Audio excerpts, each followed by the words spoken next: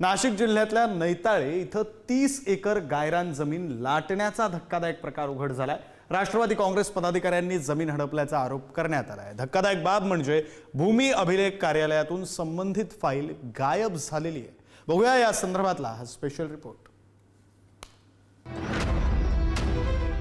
नाशिकच्या निफाड तालुक्यातील नैताळे गावात गायरान जमिनीच्या बोगस खरेदीचा गंभीर प्रकार उघडकीस आलाय। परस्पर खरेदी विक्री करून जवळपास 30 एकर गायरान जमीन लाटल्याचा गंभीर आरोप करण्यात आला।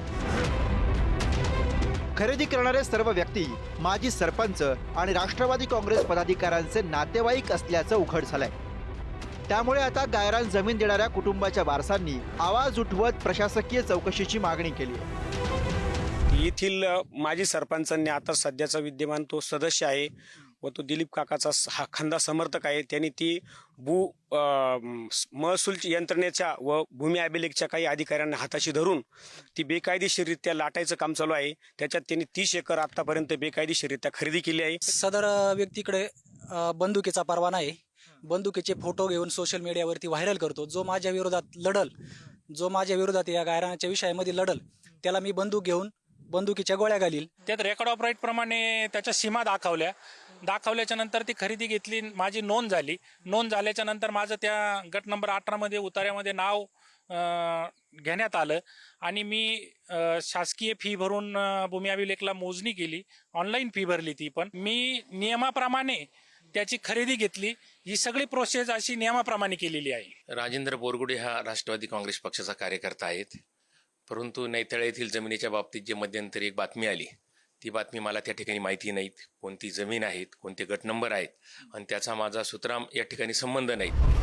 1928 मध्ये गायरान जमीन देण्यासाठी करारनामा करण्यात आला होता, पण हे गायरान भूखंड लाटण्यासाठी आतापर्यंत 4 खरेद्या करण्यात आल्यात।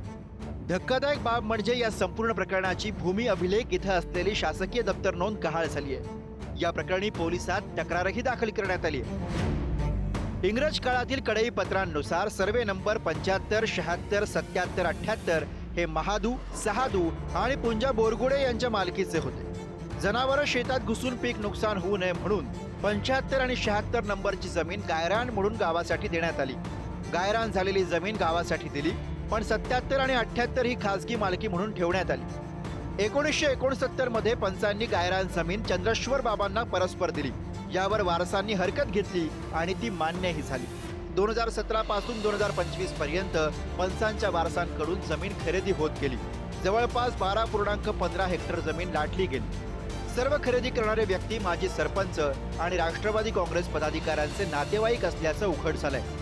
जमीन देणाऱ्यांच्या वारसांनी धमकी दिल्याची पोलिसांमध्ये तक्रार केली, पण पोलिसांनी कारवाई केली नसल्याचा आरोप आहे। पार्श्वभूमी तपासणी न करता महाराष्ट्र बँकेने बोगस जमिनीवरती कर्ज दिल्याचं उघड झालंय। संपूर्ण प्रकरणाची मूळ फाईल भूमी अभिलेख कार्यालयातून गायब असून पोलिसात तक्रार दाखल आहे। आमदार दिलीप बनकर आणि संबंधित अधिकाऱ्यांनी प्रकरणाची संबंध नसल्याचं स्पष्टीकरण दिलंय।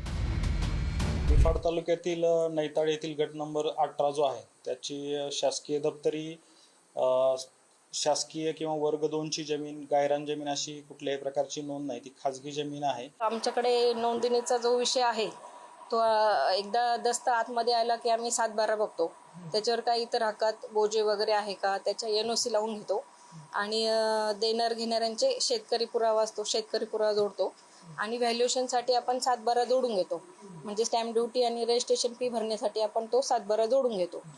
आतापर्यंत तर सध्या आमच्याकडे तक्रार काही आलेली नाही, पण जर समजा तक्रार आली तर आपण त्याची चौकशी करू। ते देणं हे काम जे कोणी अर्जदार आहे त्या व्यक्तीचं आहे, कारण कार्यालय प्रत्येक अर्जदाराचा पत्ता लोकेट करू शकत नाही।